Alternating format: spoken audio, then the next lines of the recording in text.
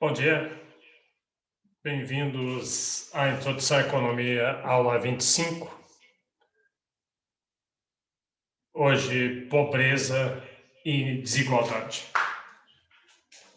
Estamos na reta final. Hoje temos essa aula de pobreza e desigualdade, depois tem mais uma aula sobre economia brasileira. Talvez essas duas juntas vão cobrir três aulas. E aí uma revisão para a prova. E aí a prova será não nesse sábado, mas no próximo sábado.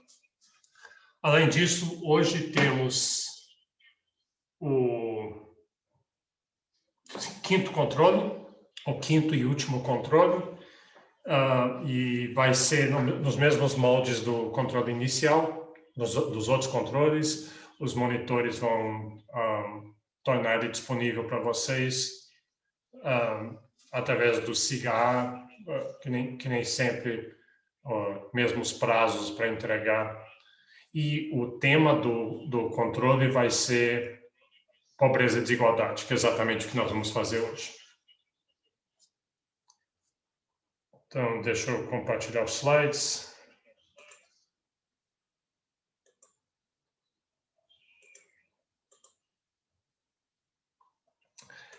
Só que antes de entrar em pobreza e desigualdade, convém dar uma olhadinha de novo nisso aqui, que foi o final da aula passada, e é um pouquinho três gráficos ligados um no outro, setor externo, setor interno, taxa de juros, taxa de câmbio. Então, isso aqui é um pouquinho mais avançado. Vamos dar uma olhada. A gente já viu na aula passada, só recapitular, porque vale a pena ver mais uma vez.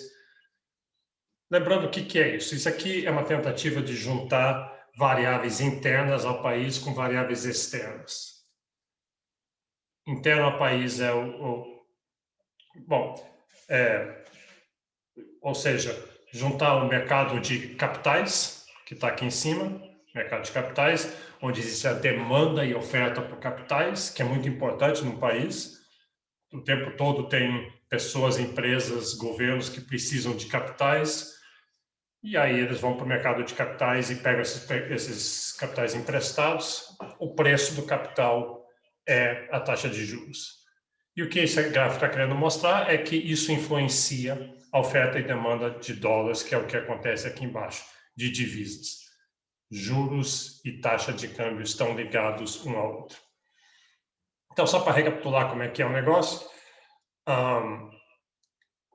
quem oferta capital são os poupadores, e aqui envolve tanto os poupadores internos do país, as pessoas, firmas, governo do país.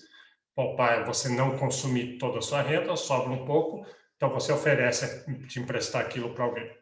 E quem demanda... repetindo, quem oferta são a poupança interna, pessoas, governos e firmas, e a poupança externa, que a gente está chamando aqui de ILEP, está escrito aqui,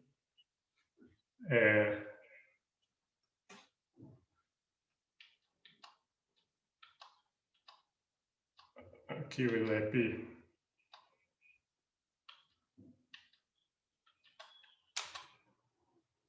Investimentos líquidos do exterior no país.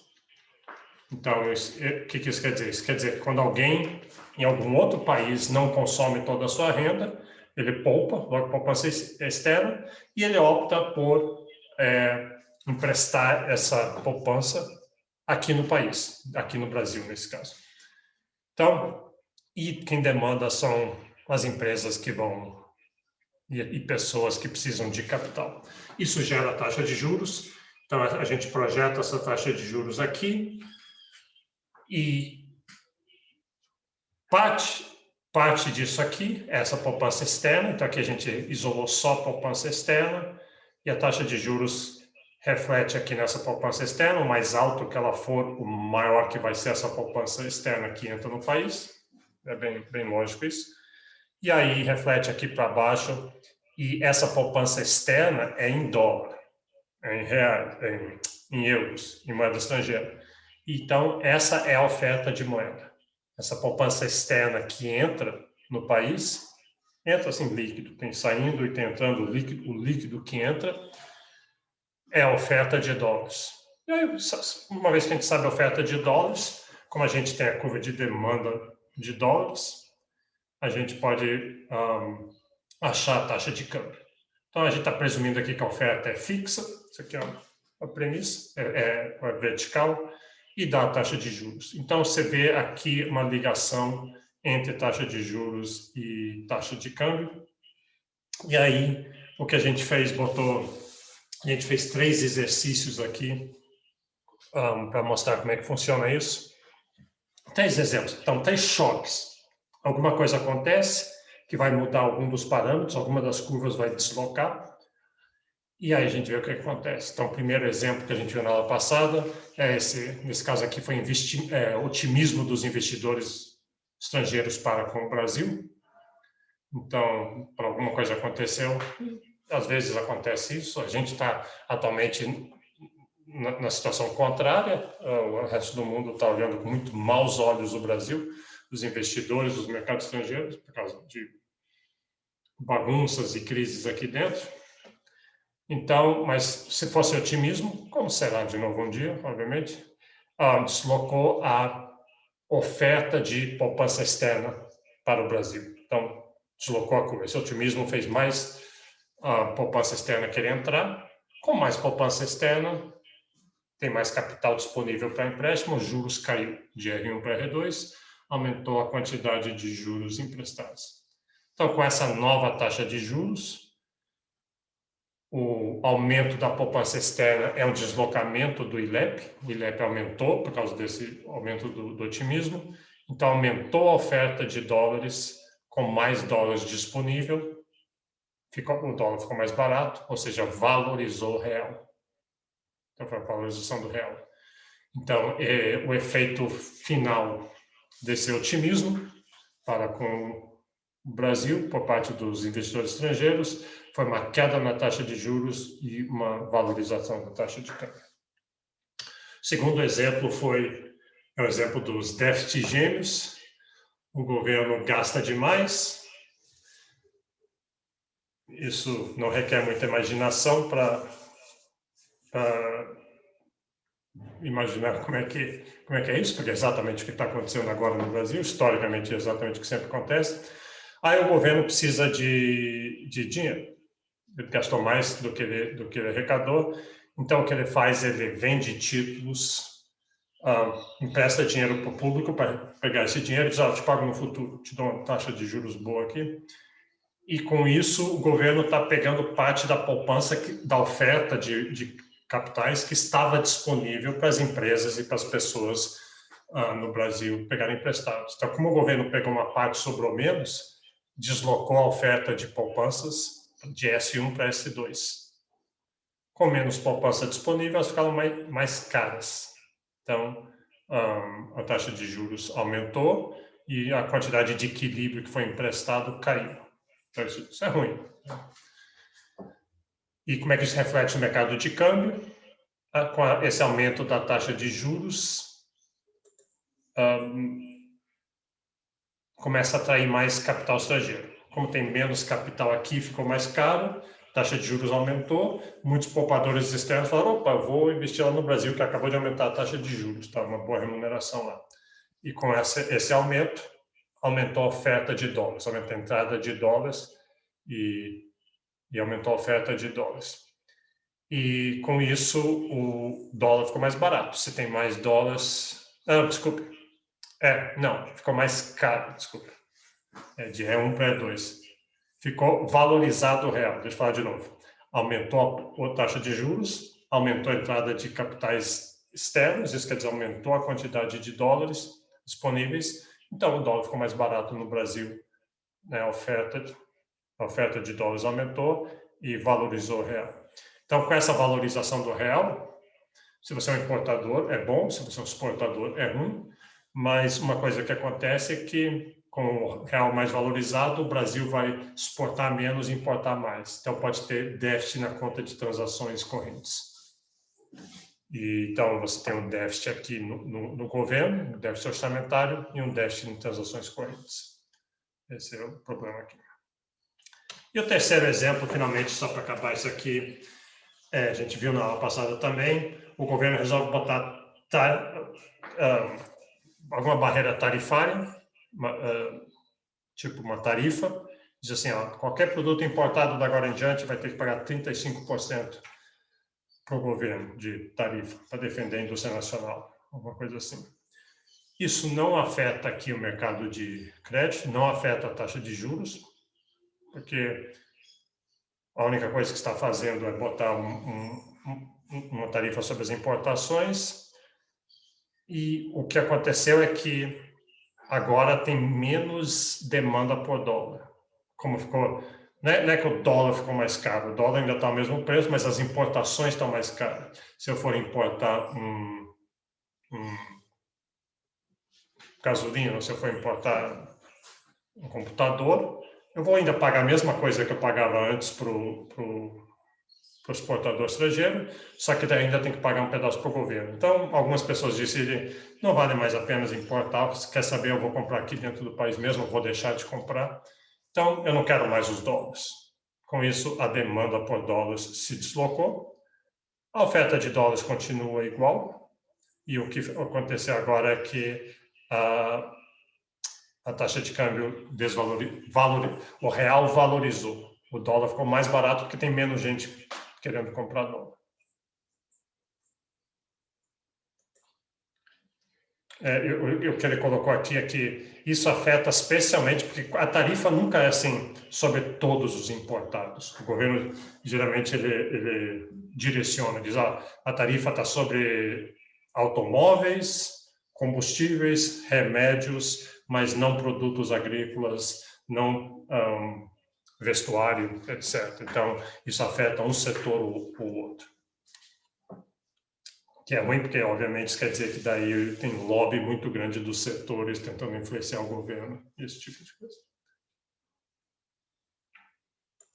Espera aí que eu acho que tem uma pergunta aqui. A pergunta aqui é por que o dólar está tão caro no Brasil? E isso é verdade.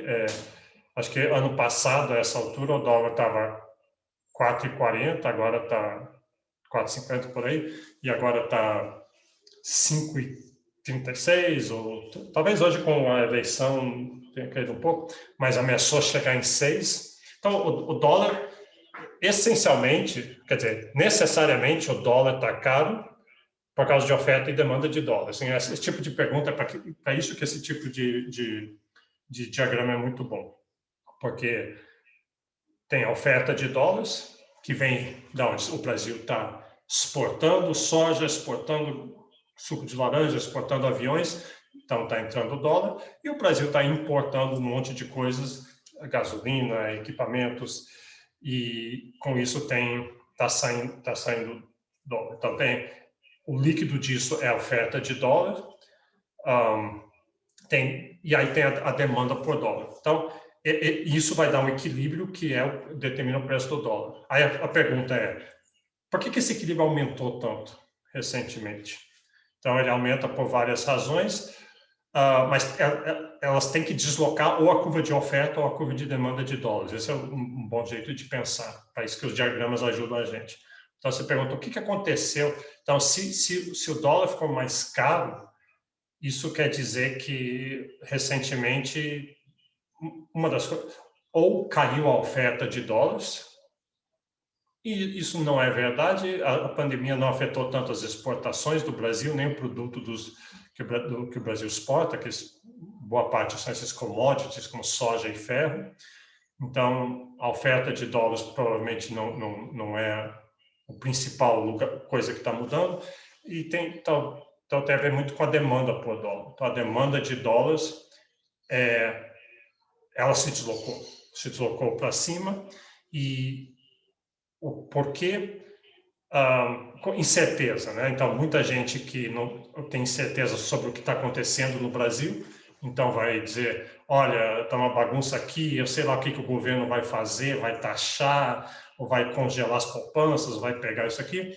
eu vou me precaver, eu vou transformar boa parte do meu dinheiro em dólar e vou... que o dólar, o governo brasileiro não consegue taxar, não consegue se apropriar. Então, isso é uma coisa. E outra coisa é muitos investidores externos, esse LEP que tinha entrado no passado, com a pandemia pode ter saído. Eles têm problemas lá no país deles, então eles dizem, nós estamos precisando dos nossos capitais e tiram. Então, daí eles demandam dólar, né, porque o dinheiro deles está transformado em reais, investidos aqui no país. Se eles resolvem pegar esse dinheiro de volta agora, transforma em dólar, aumenta a demanda de dólar. Então, tem muito a ver com isso, com incerteza, eu acho. Né? A gente está numa crise pandêmica, a política não está nada boa, não está dando sinais de estabilidade e previsibilidade. Então, provavelmente tem a ver com isso. Então, vamos lá. Deixa eu trocar os slides aqui.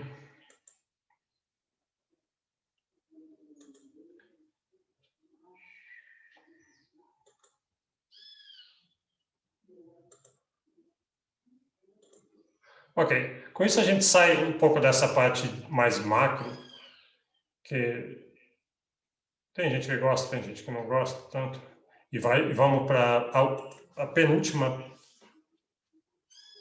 deixa eu acertar aqui,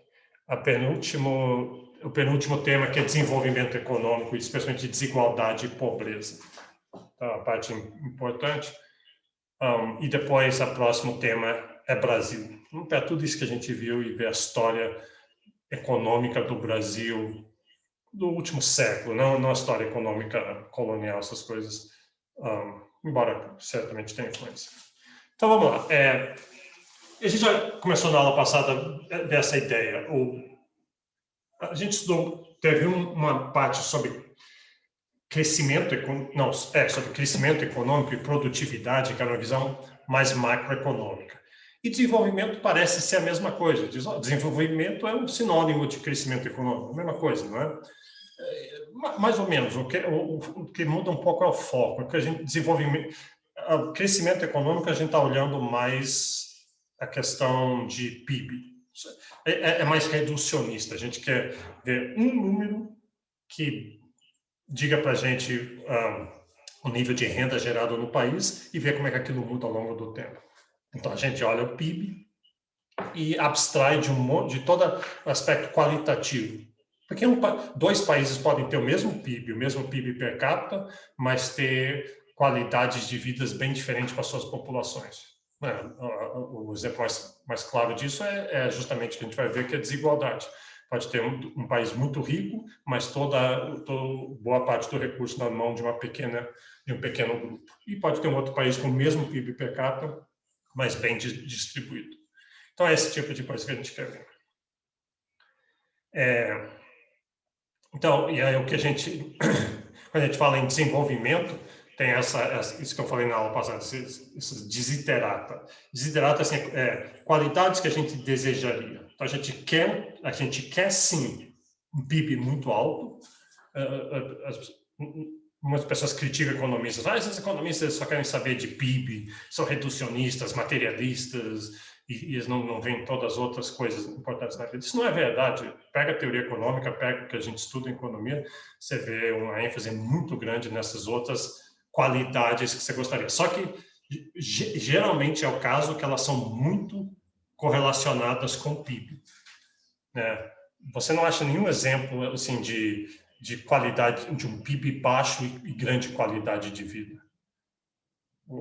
Você tem nuances, então pode ter países que têm um PIB mais alto, um país tem um PIB mais alto do que o outro, no entanto a qualidade de vida no PIB menor é maior. Mas nunca você necessariamente você tem que querer PIB alto e políticas para gerar o PIB alto. Mas dito isso, dado o PIB, tem essas outras características que você desejaria também. Por exemplo, você quer que esse crescimento econômico venha com um certo nível de distribuição de renda mais ou menos equitativo. Você quer que o meio ambiente esteja protegido e sustentável e sem que aquela riqueza tenha vindo através de um desgaste total desse meio ambiente. Você pode querer que tenha equilíbrio, outras coisas como não ter discriminação de qualquer tipo. Então, esse tipo de coisas, essas qualidades que a gente vai chamar de tornam o desenvolvimento diferente de crescimento. Então, basicamente isso que eu falei aqui. Questões de democracia, pode ter dois países. Tem países que são... Mas isso nem é verdade. É dizer que pode ter um país muito rico e sem democracia. E até tem alguns casos com alguns países produtores de petróleos que podem ser autocráticos e o PIB per capita é alto. Mas são exceções e o PIB per capita é alto, geralmente ultraconcentrado, né? Geralmente existe uma correlação grande entre democracia e PIB, o que chama da teoria da modernização. Quer dizer, que diz o seguinte, que isso é uma hipótese, que países, à medida que países enriquecem, um país que enriquece, naturalmente vai ficar democrático. Porque à medida que o país enriquece, vários setores da sociedade vão adquirindo voz, participação e vão demandar democracia. Então, a China, por exemplo, não é um país rico, é um país PIB per capita igual ao do Brasil, basicamente. Então, não é um país rico, mas a ideia é que ele está enriquecendo e se ele continuar aumentando o PIB que nem nos últimos 20 anos, eventualmente vai ter um PIB nível dos países ricos, e aí, naturalmente, ele ficaria democrático. Claro, isso não é uma lei, e tem gente que acredita nisso, tem gente que não, tem várias opiniões, que é a teoria da modernização. É um fato estilizado que tem vários países que você vê que aconteceu isso, mas sempre você acha exceções. E o que eu acho que é um outro jeito de ver isso é o contrário, dizer assim que se a China não ficar mais democrática, se ela continuar sendo um Estado autoritário, e é um Estado autoritário, que tem um Partido Comunista Chinês que controla com mão de ferro o controle sobre tudo no país, a China não vai conseguir enriquecer. Esse que é o negócio. Não é que ele enriquece e depois fica democrático. A dificuldade é que esse crescimento que ela teve até agora foi o crescimento mais fácil. Um crescimento, por exemplo, que você tira pessoas da agricultura e põe pessoas na indústria, a produtividade aumenta monstruosamente. E muito do crescimento da China foi baseado nesse tipo de crescimento. O Brasil também passou por isso no século XX. Mas aí chega uma hora que você esgotou esse canal de aumento da produtividade e os próximos requerem inovação, requerem criatividade. E aí, sobre autoritarismo, é muito mais difícil conseguir isso. Você não pode assim, só chegar e dizer assim, pegar um ditador, chegar e pegar os cientistas do país, vocês vão ficar aqui, vão inventar coisas novas.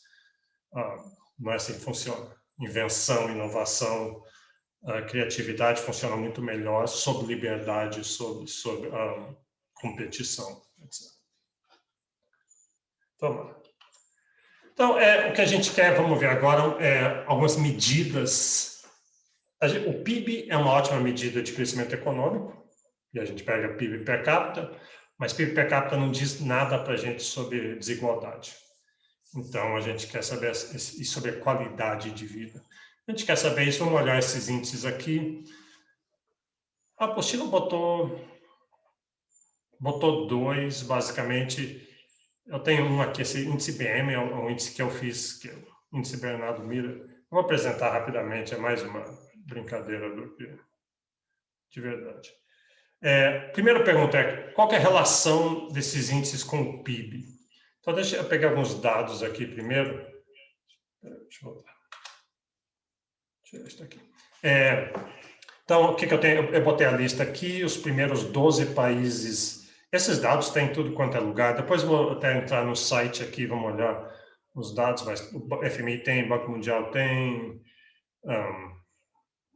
todos os dados que a gente vai ver aqui. Tem esse site Gapminder que eu vou mostrar que é muito bom. Então, aqui, o que a gente vê? Aqui é PIB, em bilhões de dólares, então, 14 mil bilhões de dólares, então é trilhões, né? O bilhões quer dizer que você tem que botar, o que é, 9 zeros, 6 zeros, e está em valores correntes de 2010. Então, já está deflacionado, a gente viu como é que faz isso, e você vê os Estados Unidos em primeiro lugar, a China, os Estados Unidos bem mais rico do que o resto, o Brasil aqui em sétimo lugar. Aí você fica super esperto. Peraí, o Brasil é o sétimo país mais rico? E talvez hoje, isso aqui oscila de acordo com essa tabela aqui, os dados que eu peguei talvez 2 anos atrás. Então, talvez o Brasil esteja em nono lugar hoje em dia. Às vezes, peraí, eu pensei que o Brasil fosse um país pobre, pelo menos um país de renda média. Como é que a gente pode estar ali? Eu não me sinto tão rico assim, né? Sabe, você vai na Europa, você vai em 10 países diferentes e todos esses 10 países parecem ser muito mais ricos que o Brasil. Bom, é que o que a gente está olhando aqui é o tamanho do bolo, é só o PIB, é soma de tudo. E o Brasil é um país muito grande. Então, isso aqui, esse aqui não é um bom índice, não é um bom número para você olhar. Dependendo do que você está olhando. Se é isso que você quer saber, o tamanho da economia, então aqui o Brasil está entre os 10 maiores economias, justamente porque a gente tem uma área muito grande, especialmente uma população muito grande. Mas o correto seria, naturalmente, dividir isso pelo número de pessoas. E aí você vai ver que vai mudar bastante. Por exemplo, a China, especialmente que a gente vai dividir por mais de 1 bilhão de chineses, vai cair. E o Brasil, que você também vai dividir aqui por 210 milhões de pessoas, também vai cair.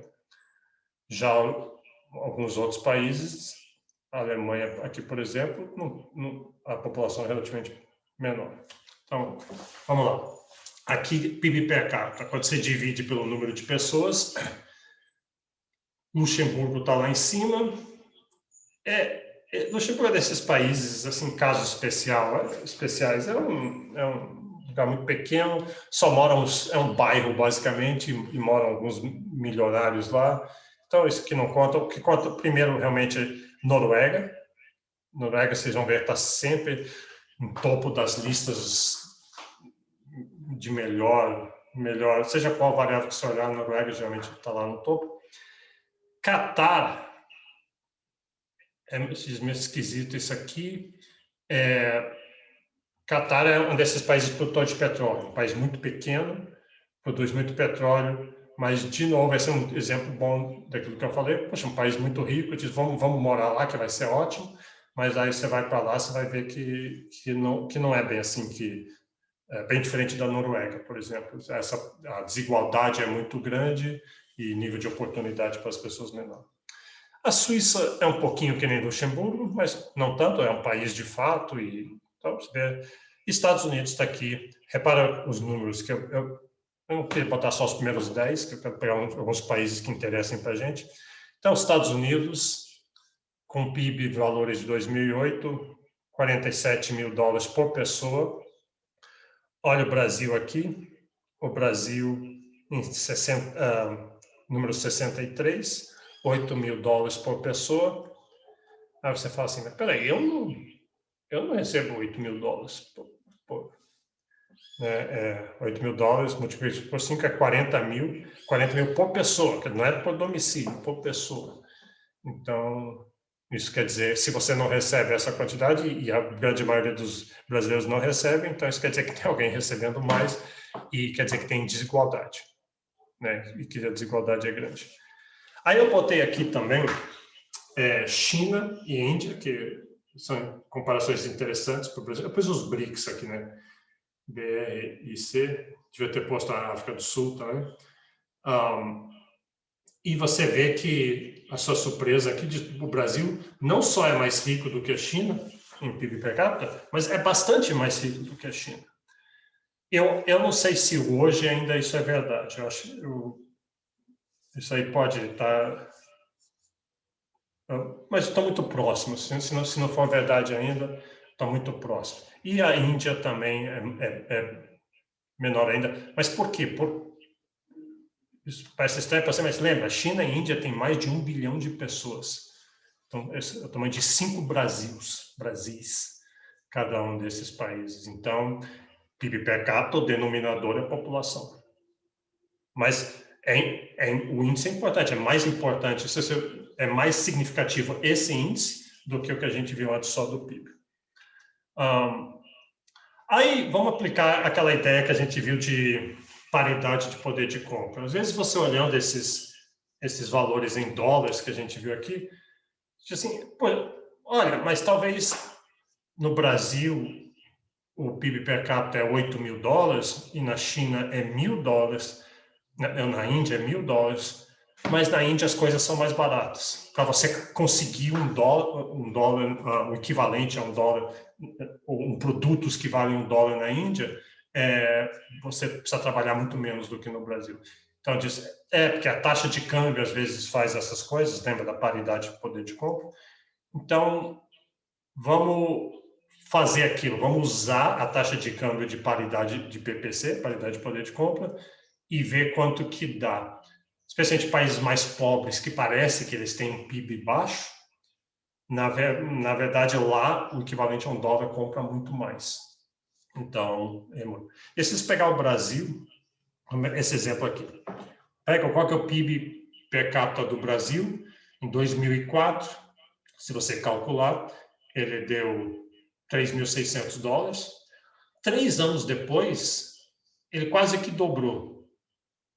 Aí disse, puxa, e repara, dobrar o PIB per capita é uma coisa muito grande. Imagine se eu dobrar a sua renda em 3 anos. Oxalá que nos próximos 3 anos sua renda, minha renda, dobre. Mas não acontece, né? Em um bom cenário, cresce 10%, 15%, 20%. Dobrar, crescer 100% é difícil. Então o que está vendo?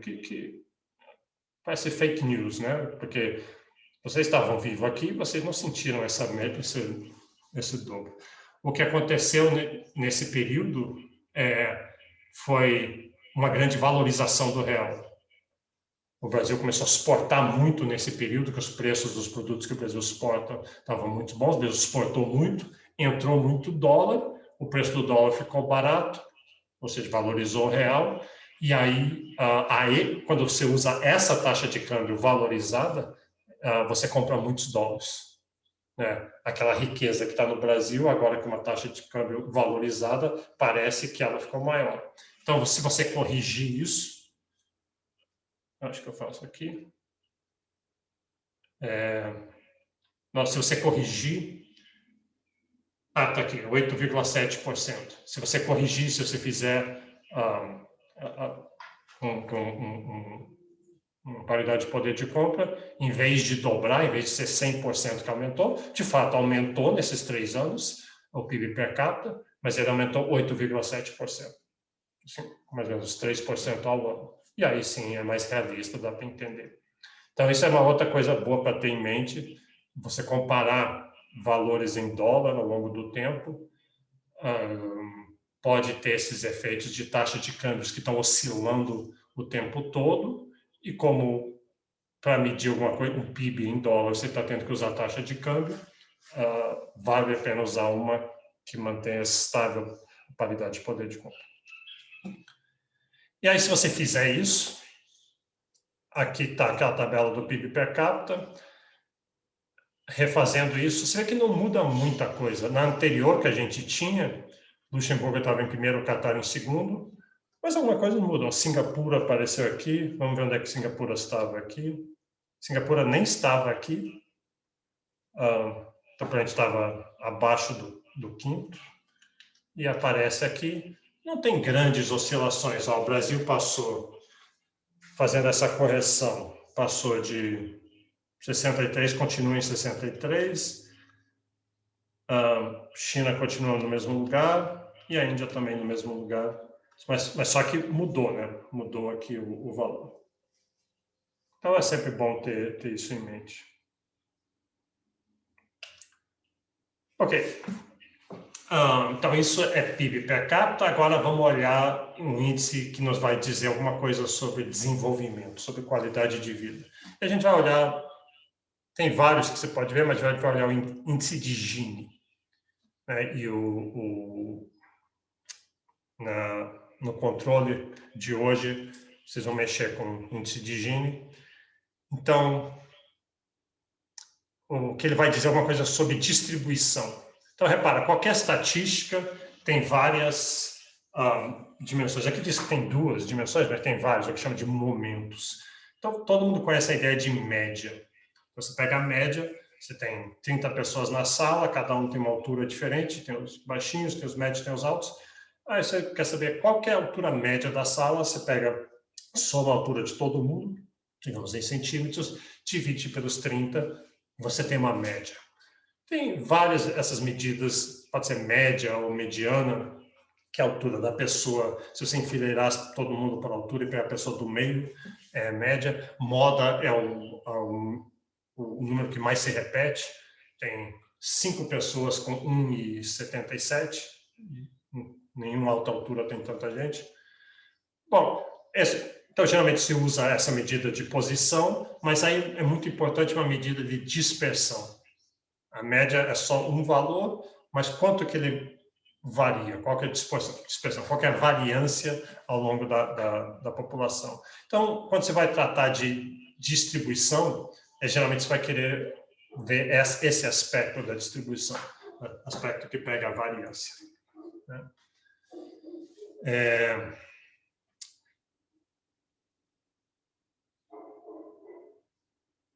Então, renda per capita, geralmente você está olhando só a posição, você está pegando assim a média, é um tipo de média.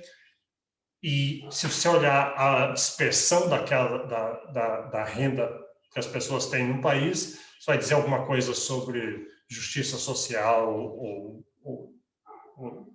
distribuição. E esse é o último ponto aqui nesse slide, está dizendo aquilo que eu falei antes. A gente quer as duas coisas. Você quer a média alta, mas você quer uma distribuição relativamente equitativa.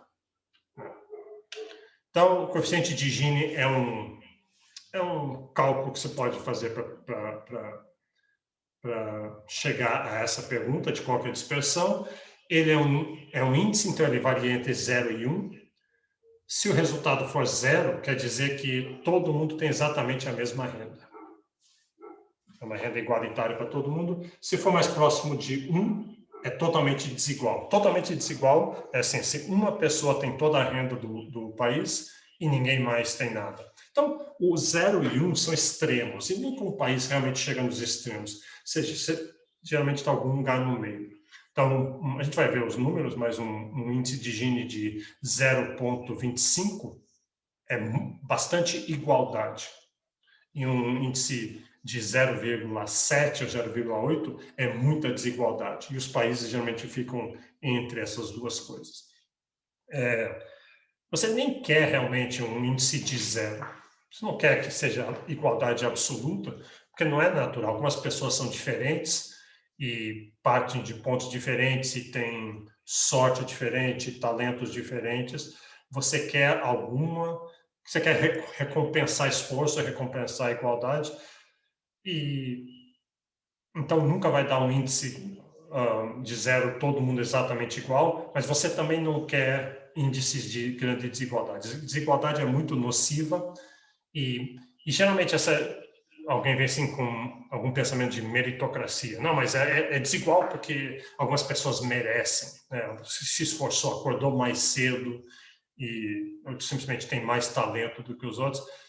E realmente tem essas diferenças em qualquer população, mas geralmente, se você for olhar de perto, assim, as pessoas que têm mais renda, que estão no topo da distribuição, geralmente elas não estão lá por essa razão. Não é assim, porque ele realmente é mais esforçado, acordou cedo. Geralmente essas pessoas já entraram com algumas vantagens. Né? Vem de uma família mais rica, ou teve uma educação melhor, não teve discriminação contra ele em vários pontos. Então, Quando você está em níveis de Gini muito altos, muita concentração, geralmente não é o caso que é uma distribuição natural, que foi tudo justo, meritocrático ali. Então, isso vai justificar, nesses níveis, pelo menos, algum tipo de políticas públicas para tornar mais justo e mais igualitário em termos de oportunidades. Então, está aqui. Vamos por o índice, como é que calcula? Para calcular o índice de Gini, a gente parte do que chama de uma curva de Lorenz. E Lorenz é um matemático do século XIX, provavelmente, que veio com essa ideia. E é bem simples o que você precisa fazer aqui.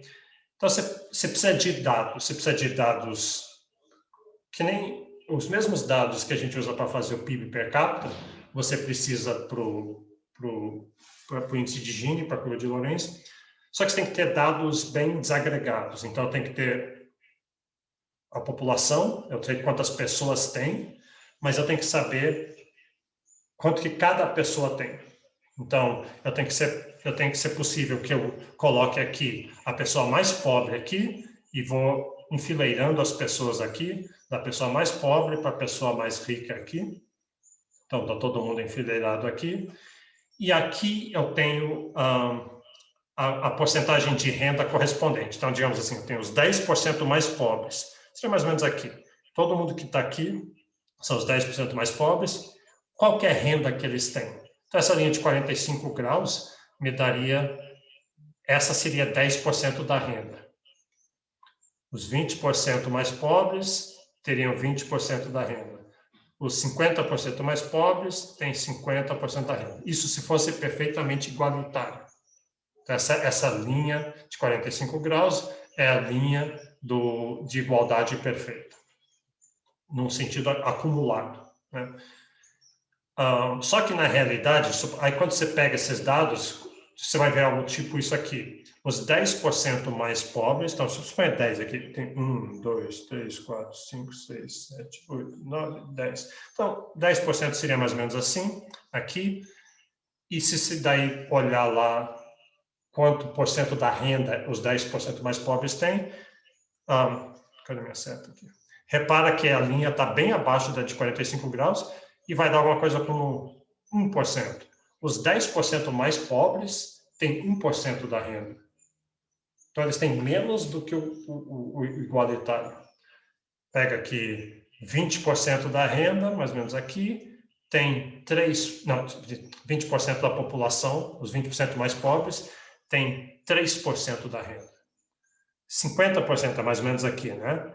50% da população, os mais pobres, tem, se fosse igualitário, eles teriam essa quantidade da renda acumulada, mas se você olhar no gráfico, eles têm somente aqui uns 20%. Os 50% mais pobres, a metade mais pobre do Brasil, eu estou inventando os números agora, vamos ver os números daqui a pouco, 20% só da renda. Se fosse igual, eles teriam 50%, mas eles só têm 20%.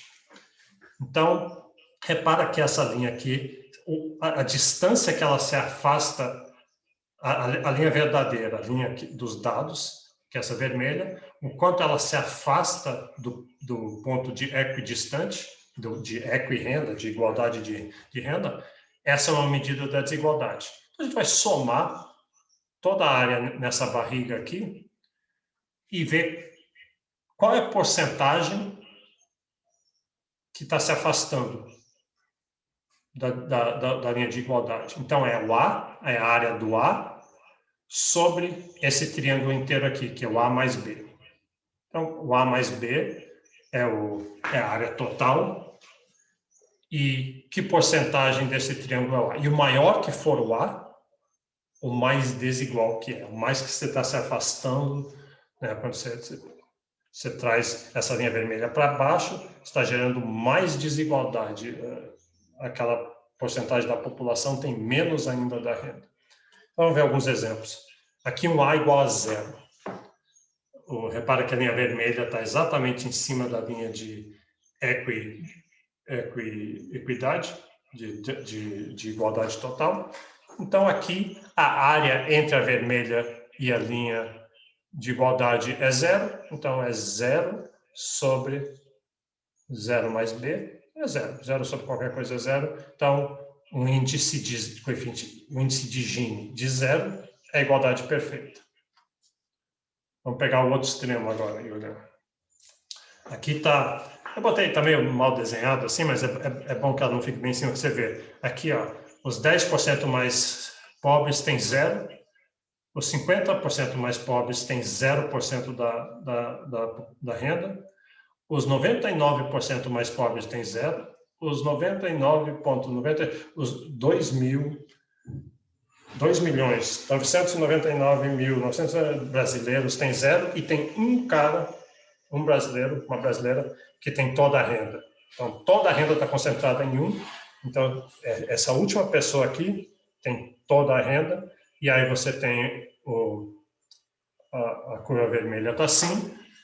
Então, claro que isso é impossível, não é possível ter quase toda a população com 0, mas é um caso extremo. Então, aqui o A sobre A mais B o B é 0 e A sobre A é 1, então o coeficiente de Gini é igual a desigualdade total. Então, desigualdade total, desculpe, igualdade total, desigualdade total. São os extremos, nunca chegamos lá, geralmente tem algo assim. Então, aqui, esse aqui é um exemplo de uma renda bastante concentrada. Repara aqui que os mais pobres têm muito pouco, a distância aqui, muito pouco. Aqui já chegou a ser, assim, 60% da população tem muito pouco da renda, e aqui começa a subir. Esses últimos 30% dos mais ricos, é aqui que a renda está começando a subir. Ó. 70% da população mais pobre, ou seja, quase todo mundo, tem só 30% da renda. E aí, especialmente aqui, 90% da população mais pobre tem só 60% da renda, e esses últimos 10% tem os outros 40%. Então, essa linha está muito afastada, está bem barriguda, assim, a gente vê, a barriga está proeminente aqui. Então, isso aqui é uma situação de grande desigualdade. Eu botei isso aqui para mostrar que, puxa, mas deve ser difícil, como é que eu vou conseguir dados? Eu tenho que ter a renda de cada pessoa, de cada indivíduo, de 200 milhões de pessoas. Não, você não precisa ter dados tão granulados assim. Se você só tiver dados assim para os 10% mais pobres, 20% mais pobres, já dá para aproximar. Então, se a única coisa que eu sei é que 70% da população mais pobre tem 30% da renda, só com esse fato, eu já desenho uma curva de Gini aproximada. Não está tão detalhada quanto essa aqui, mas a área vai ser mais ou menos igual. Então, nesse exemplo aqui, deu 4,5.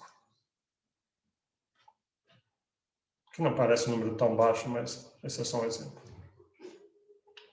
Então, vamos ver o índice de Gini aqui de diversos países. E aqui eu botei um outro medida. Talvez se dissesse esse de índice de Gini é muito complicado, ninguém vai entender, não sei como calcular, não tenho os dados. Um outro jeito de calcular é esse aqui, ó. Pega a renda dos 10% mais ricos e a renda dos 10% mais pobres. Os outros 80%, que é quase todo mundo da população, você esquece, vamos olhar só os extremos. Por que você vai fazer isso? Porque talvez você tem poucos dados, né? Mas, sei lá, então você pega os mais ricos, e o que isso quer dizendo? Que na África do Sul, que aqui está dizendo que os 10% mais ricos têm 33% mais do que os 10% mais pobres. Enquanto que na Alemanha é só 7%, 6,9%. Então, repara, 7%, pega os 10% mais ricos, eles têm 7 vezes mais do que os 10% mais pobres. Tem uma desigualdade, mas é uma desigualdade baixa. Você está pegando os extremos mesmo, os mais pobres e os mais ricos. Então, para aquela grande maioria que está no meio, a diferença é relativamente pequena. E a Alemanha é um lugar que tem muita igualdade. E, então, repara, os lugares mais desiguais aqui, olha a Bolívia. Então, isso quer dizer, lá deve ter uma elite boliviana com uma fatia muito grande da riqueza e um contingente grande de desigualdade, pelo menos os 10% mais pobres com muita pobreza. Cadê o Brasil? O Brasil está aqui, 51. Então, o Brasil é o segundo na Terra. Terceiro, nesses que eu escolhi aqui, meio que aleatoriamente, o Brasil é o terceiro mais desigual. Isso é uma marca do Brasil, um dos grandes problemas do Brasil, dos países realmente mais desiguais do mundo. Mas vamos olhar aqui o índice de Gini. Então, o índice de Gini é um outro jeito de olhar para isso. Então, vamos pegar cadê a Bolívia aqui? Tem um índice de Gini de 0,6, então, muito desigual. O Brasil, 0,57, muito desigual. Qual que é o mais baixo aqui? Alemanha, Noruega aqui, acho. Nesse caso aqui, a Noruega faz sentido. Noruega tem ricos e tem pobres, mas a distância entre ricos e pobres é muito menor. E lá isso é por desenho, está nas políticas públicas, na forma de taxação. A gente vai falar sobre as políticas públicas e essas coisas.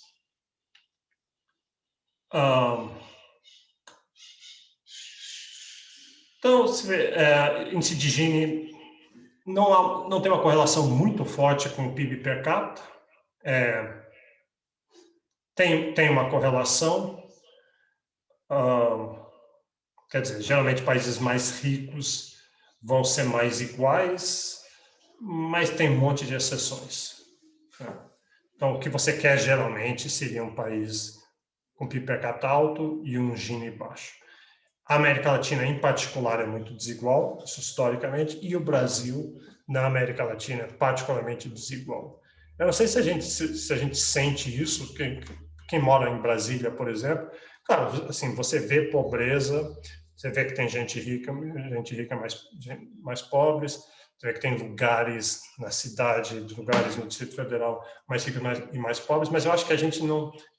E se vê na televisão, coisas e noticiários, mas a grande maioria das pessoas não tem uma noção do que é realmente a desigualdade no Brasil, porque tem muita gente que mora nas grandes cidades não tem você assim diz, puxa, eu estou vendo a pobreza aqui na grande cidade, mas muitas vezes essa pobreza que está vendo essa não é a pobreza extrema, tem outras pobrezas no Brasil muito maiores e às vezes na própria cidade que a grande maioria das pessoas ou algumas pessoas não veem.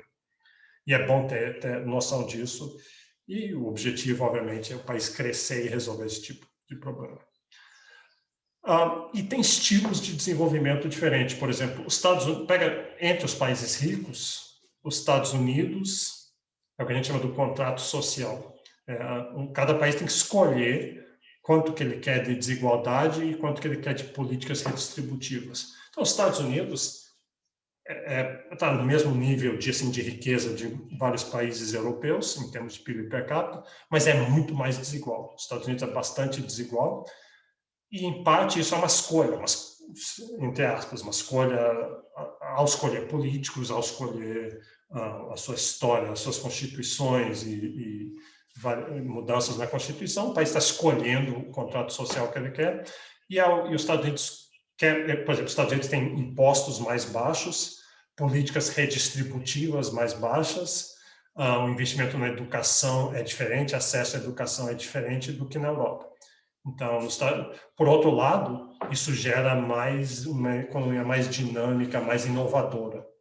A Europa tem mais igualdade, políticas públicas redistributivas, que então gera essa igualdade que pode ser uma coisa desejável, mas gera menos inovação em geral. Essa é uma discussão mais complicada, mas gera mais estabilidade e que pode ser bom também. Só um outro comentário sobre isso aqui antes. Vamos ver algumas outras coisas. a gente não falou nada aqui, eu mostrei alguns dados, mas a desigualdade vai aumentando no mundo inteiro.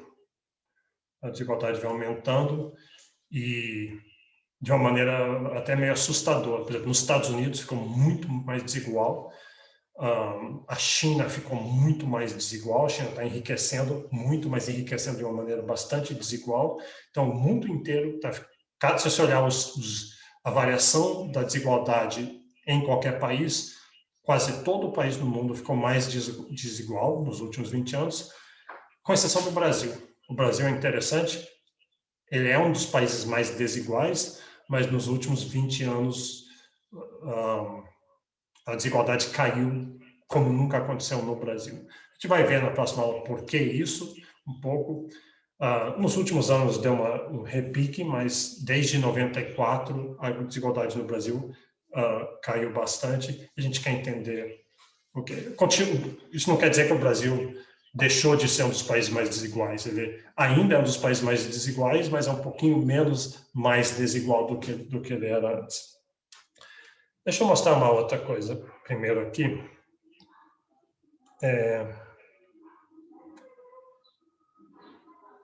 Deixa eu mostrar esse site aqui do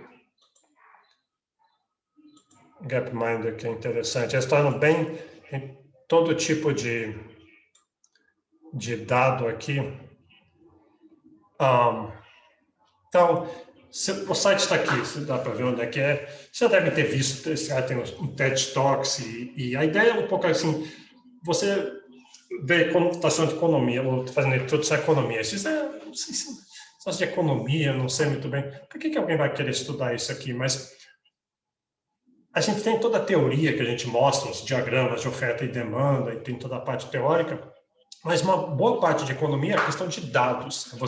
A teoria te dá hipóteses, e aí você vai ter que confrontar com os dados. Isso é chave. Então, e é muito poderoso, é isso que eu estou querendo dizer. O tempo todo, hoje em dia, você tem discussões em mídia social, no churrasco de domingo com seu tio, e um fala uma coisa, outro fala outra coisa. E daí, como é que fica? Quem fala mais alto? Quem é que está certo? Quem fala mais alto? Quem bate na mesa? Quem tem melhor retórica? Geralmente, não é isso que é importante. O importante daí seria vamos olhar os dados. Então, a economia é a ciência que faz essa essência de economia. Vamos olhar os dados. Isso quer dizer que tal política pública é bom, que o governo devia fazer isso, fazer aquilo ali. Vamos olhar os dados. Os dados por si só não resolvem isso, porque às vezes, depende de como você olha os dados e a polêmica pode persistir mesmo depois de olhar os dados. Mas ela resolve muita coisa. Tem muita bobagem, muita ingenuidade que pessoas falam que não resistiria a uma primeira confronto com os dados. E esse site aqui é um site muito bom para ver esse tipo de coisa, especialmente para comparar países. Então, você pode vir aqui, vamos pegar aqui vamos escolher desigualdade. Deixa eu botar aqui. Inequality. Vamos pegar o coeficiente de Gini e vamos botar com o tempo aqui. E aí eu posso selecionar alguns países. Eu botei aqui Inglaterra, só porque a Inglaterra é o país que tem os dados mais antigos, lá de 1800. Os dados do Brasil e da China só vão entrar bem depois. E os Estados Unidos está aqui. E aqui está o tempo, 1800 até 2000. E aqui o coeficiente, lembra, o mais alto que você está aqui, os outros países estão todos aqui também, mas eu só destaquei Brasil, Inglaterra, Estados Unidos e China. Vocês querem botar Argentina? Também botar Argentina, às vezes é interessante. Aí você vem aqui, põe. Tá, a Argentina está destacado aqui. E aí você roda ele vai andando assim. Ele vai pegando a trajetória, 1850 mais ou menos. Você vê aqui, ó, o Brasil, a China, o tamanho do círculo é a população. Então, a China é uma população muito grande e o Brasil está aqui, ainda uma população relativamente pequena.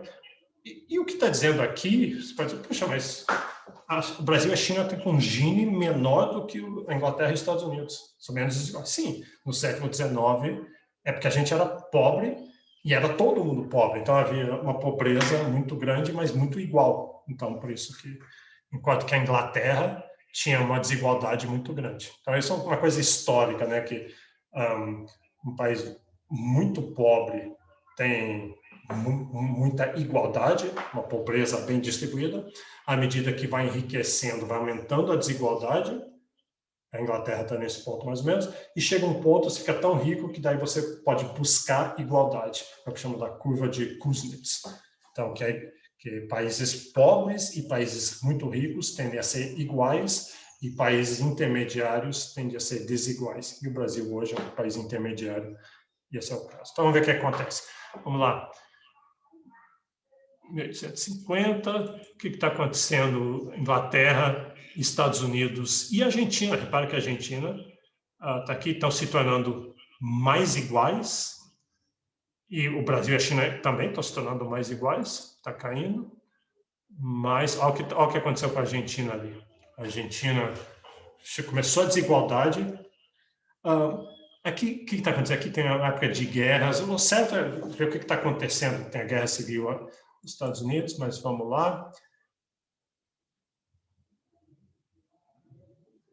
1900 está aqui. A Argentina já é dos 5 aqui o mais desigual. Vamos deixar acontecer aqui. Primeira Guerra Mundial aí. Vamos parar depois da segunda. Quem que é esse país grande aqui, bem desigual? Indonésia. Venezuela aqui, ó, altamente desigual. Nessa época a Venezuela era um país bem mais rico. E vamos ver o pós-guerra, o que acontece aqui. Esse é o período que o Brasil vai se industrializar, vai se urbanizar, os Estados Unidos vai virar o país mais rico do mundo, a Inglaterra vai ter uma pequena decadência.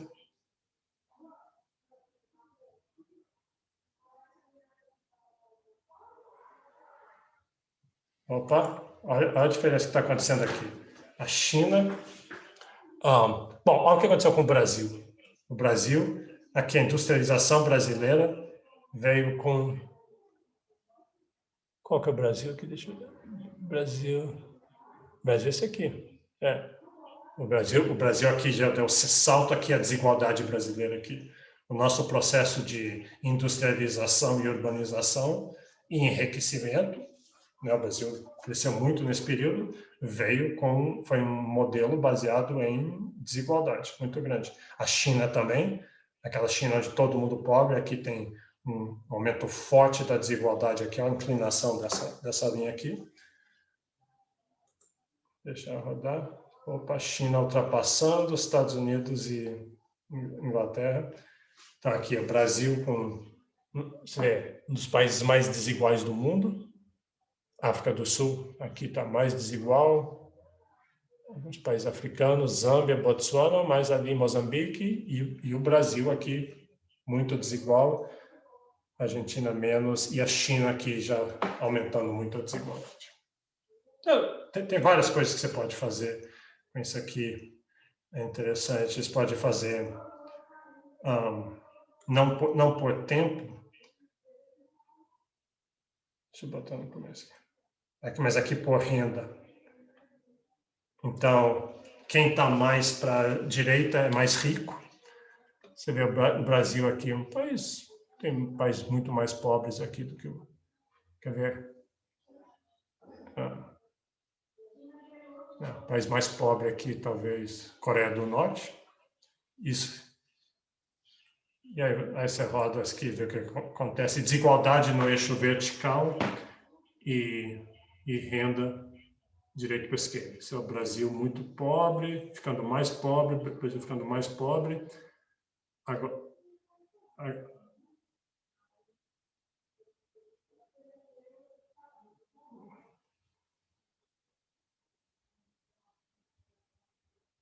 o Brasil aqui. Ficando mais concentrado. Olha a concentração do Brasil ali. Repara essa linha aqui, o Brasil estava aqui o Brasil ficou mais igual, e aqui começou um aumento muito grande da desigualdade brasileira. E aqui o Brasil começa a enriquecer, ó, horizontal aqui como o Brasil está crescendo. Só que um crescimento com desigualdade.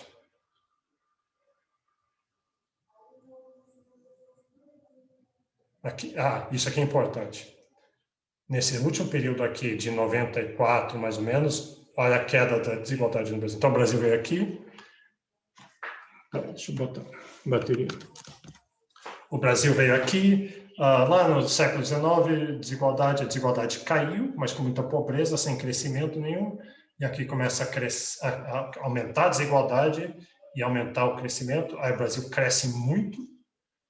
No começo, sem aumentar muito a desigualdade, mas aí tem esse grande aumento da desigualdade. O Brasil virando um dos países mais desiguais. Você vê os outros embaixo aqui. África do Sul, né, Botsuana.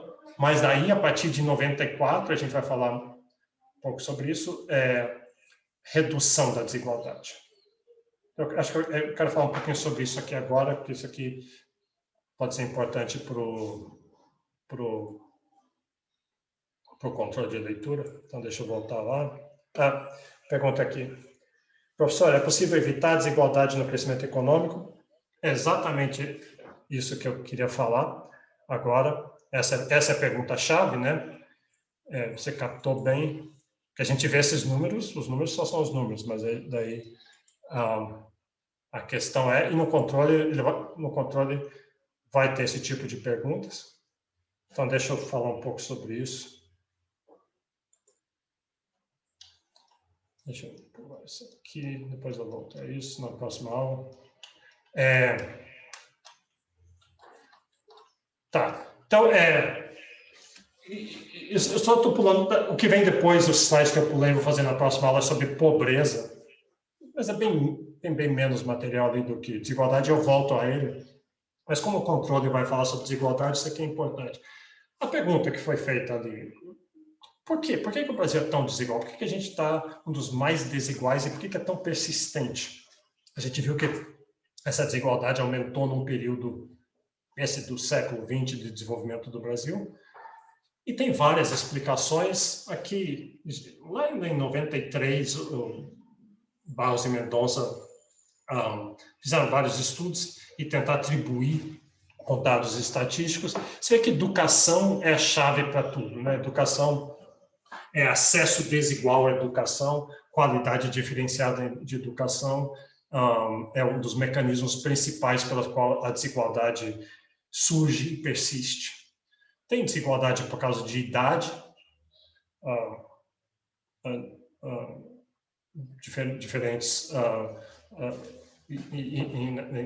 diferentes idades você vai ter mais acesso, menos acesso à renda. Região, o Brasil tem um problema de desequilíbrios regionais, então no Nordeste bastante mais atrasado do que o Sul, e tem todos esses tipos de problemas. Discriminação de gênero, por exemplo, um homem e uma mulher fazendo o mesmo emprego, as mulheres tendem a receber menos, mas educação é o mecanismo principal através de que isso acontece, desde acesso à educação, qualidade de educação, e aí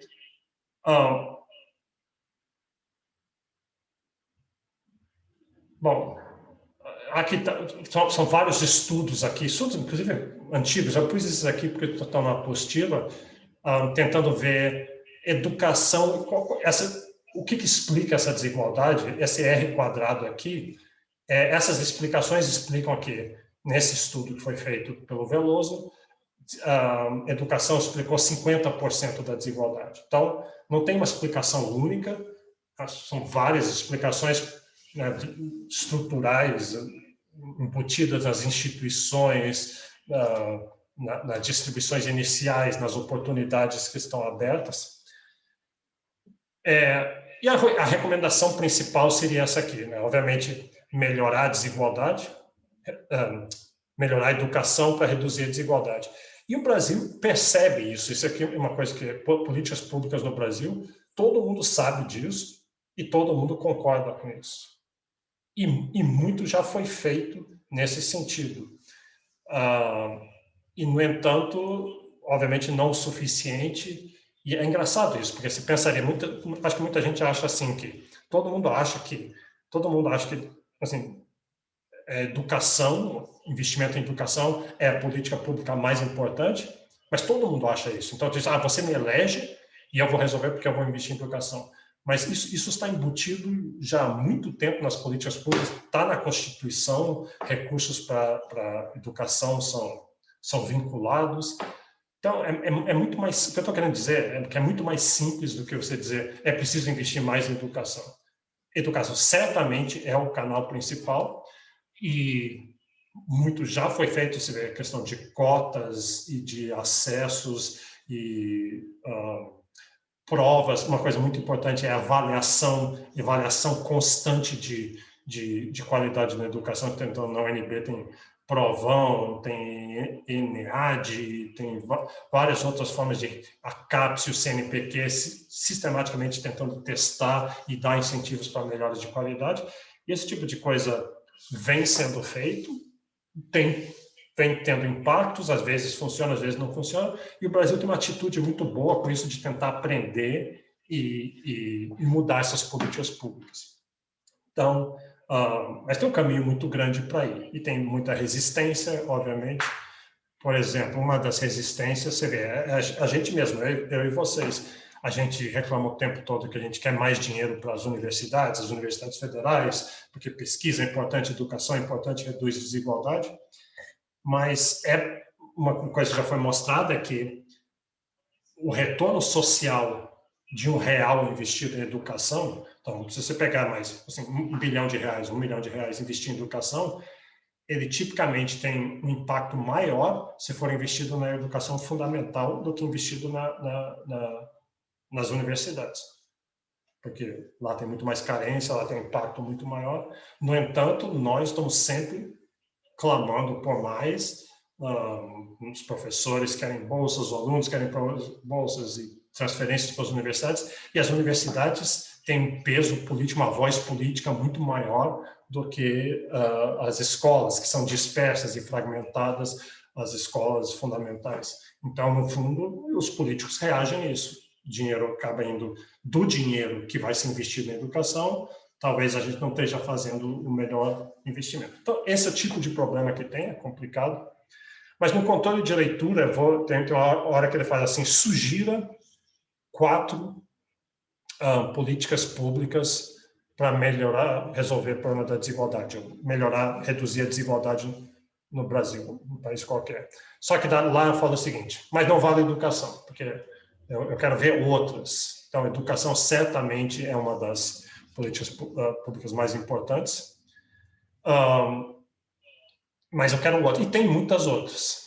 Então, tem coisas desde transferência de renda, como Bolsa Família, Bolsa Escola, Bolsa Gás, Bolsa qualquer coisa. Você está pegando dinheiro, isso é o governo através da taxação, através dos impostos, está pegando dinheiro de uns e redistribuindo para outros. E isso pode ser bem feito, pode ser mal feito. O Bolsa Família, em particular, é particularmente bem feito, funciona relativamente muito bem, tem muitas avaliações e tem tido bastante impacto no Brasil. Então, o Brasil, aquela redução da desigualdade que eu mostrei no Brasil nos últimos 20 anos, Bolsa Família faz parte, calcula-se assim, que uns 20% da queda da desigualdade foi esse tipo de programa. Outros tipos de política pública muito importante, eu acho que no Brasil, deixa eu mostrar um gráfico aqui, esse gráfico aqui. Repara que essa aqui, o vermelho é o desigualdade, então, a partir de 94, mais ou menos, até 2009, eu tinha que atualizar esse gráfico aqui, mas ele continua caindo, a desigualdade continua caindo até mais ou menos 2015, e recentemente subiu um pouquinho. Então, tem uma queda muito grande da desigualdade. E uma dica do que está fazendo isso, quer dizer, o Bolsa Família entra em 2003, entra aqui. Então, já tinha uma queda muito grande. Então, o Bolsa Família ajudou, a gente sabe disso, mas não é só o Bolsa Família. É o fim da inflação, da hiperinflação. A hiperinflação acabou aqui. Desde 94, o Brasil tem tido uma inflação mais ou menos sob controle, e isso é incrivelmente importante. Lembra na parte de inflação, eu salientei várias vezes que a inflação é um imposto, e é um imposto que é pago especialmente pelos pobres.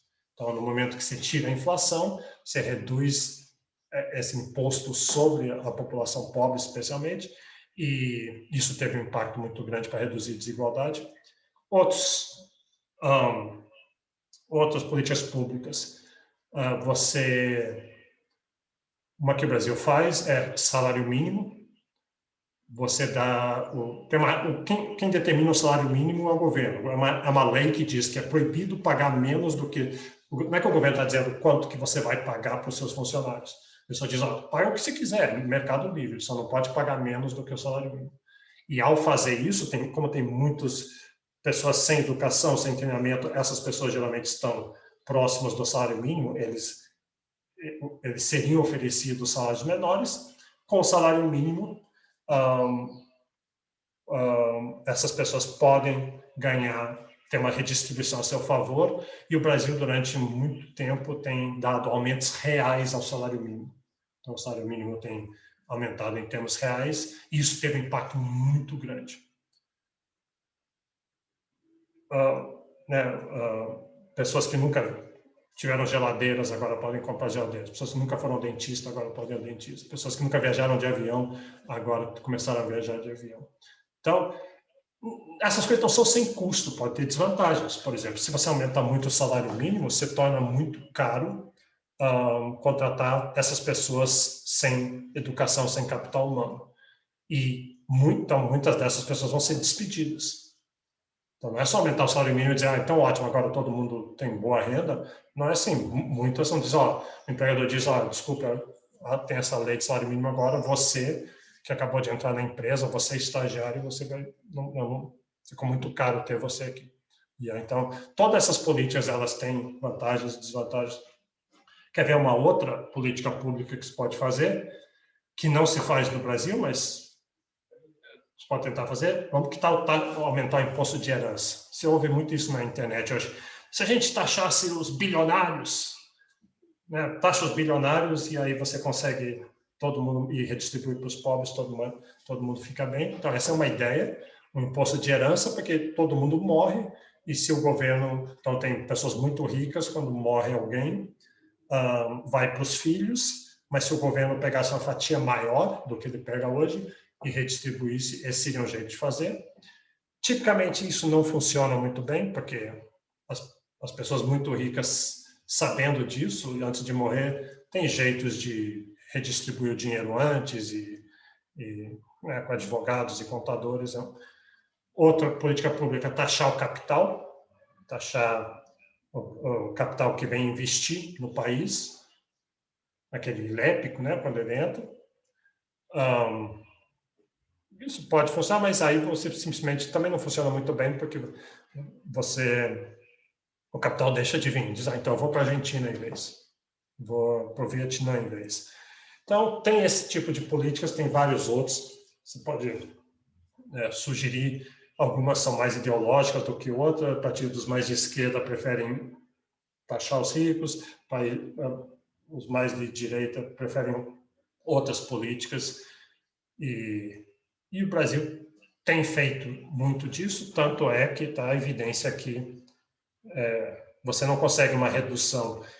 Nunca antes na história desse país, como dizem, caiu tanto a desigualdade era persistente, e tem muito mais do que cair um Gini de 0,5, alguma coisa, a gente cai lá onde está a Noruega, do 0,25, 0,30.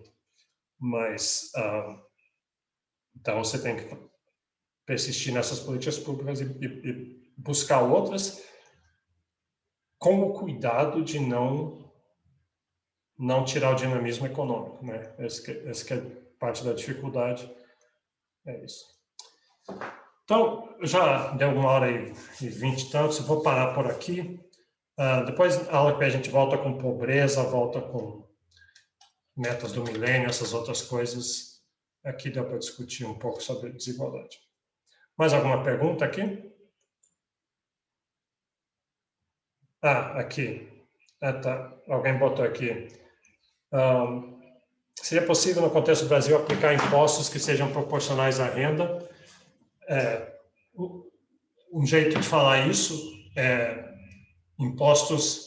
Bom, não sei se você está perguntando, mas o que a gente quer, na verdade, num país desigual como o Brasil, a gente quer impostos mais do que proporcionais, quer dizer, progressivos. A gente quer que os mais ricos paguem mais do que os mais pobres. E dá para fazer isso. No Brasil, muitos impostos são progressivos. Toda vez que se faz um imposto novo, ele é vendido como sendo progressivo, que é isso que a gente quer, que num país desigual, os mais ricos deveriam pagar mais do que proporcionalmente. Só que tem muitos impostos regressivos, que são impostos que os pobres pagam mais. Então, especialmente questões como previdência. Então, previdência é altamente regressivo, porque, especialmente funcionários públicos, como eu, como a maioria das pessoas aqui em Brasília, você vai se aposentar e daí recebe uma previdência bastante generosa, enquanto que as pessoas no setor privado não recebem. Isso é altamente regressivo. Você tem uma elite do serviço público se bem que isso é altamente controverso, mas é um exemplo dessa progressividade e regressividade. A dificuldade com isso, no fundo, é que todo mundo resiste, né? Então, politicamente é muito difícil você fazer qualquer política nessa área. Os servidores públicos são muito bem organizados. Você vê, a gente passou uma reforma da Previdência nos últimos 10, 15 anos. Todo presidente que entra passa no primeiro mandato dele, naquele primeiro ano, porque é tão impopular, é absolutamente necessário, mas absolutamente impopular, então ele faz naquele primeiro ano, torcendo que os eleitores se esqueçam nos próximos 3 anos, mas é necessário. Aqui, outra pergunta. Essa semana saiu uma notícia falando que a China anunciou a erradicação da extrema pobreza. Essa meta vem sendo cumprida desde 2017. Nesse caso, o desenvolvimento econômico não é uma consequência do aumento do PIB. Só que uma coisa é que extrema pobreza é isso, é extrema pobreza. Isso no mundo inteiro, nos últimos 100 anos, a extrema pobreza que afetava a maioria das pessoas, a extrema pobreza, a definição, a gente vai ver isso na próxima aula, mas é alguma coisa assim como alguém receber menos do que... Antes era $1 por dia, mas daí com a inflação mudava. Então é 1,50 ou $2 por dia. Então, $2, R$10. Então, uma pessoa que tem que viver com menos de R$10 por dia. R$10 por dia, né? R$300 por domicílio, às vezes, até. Então, a extrema pobreza. Então, China erradicar a extrema pobreza? Sim, espero que sim, mas isso é muito pouco, né? Continua tendo muita pobreza, alguma extrema pobreza. Então, a pergunta aqui, nesse caso, o desenvolvimento econômico não é uma consequência do aumento do PIB? E sim, a China vem crescendo muito, é o país que mais cresceu nos últimos 30 anos. Então, o PIB cresceu muito, e em lugares na China você vai, parece ficção científica de trens rápidos e prédios maravilhosos, mas tem os outros lugares, né? Então, é altamente desigual. A desigualdade na China é monstruosa. Outra pergunta. A renda do eixo vertical da curva de Lorenz é o PIB? E por que essa porcentagem... É o PIB, é a renda, é o valor. É só... o eixo vertical, você pega assim os 10% mais pobres e vê quanto da renda eles têm. Então, os 10% mais pobres, eles tipicamente vão ter menos do que 10%, então eles têm 5% da renda. E aí você vai fazendo assim, e os 20% mais pobres têm quanto? Os 20% mais pobres incluem os 10% mais pobres, então eles estão lá também. E você vai fazendo isso. Então, por definição,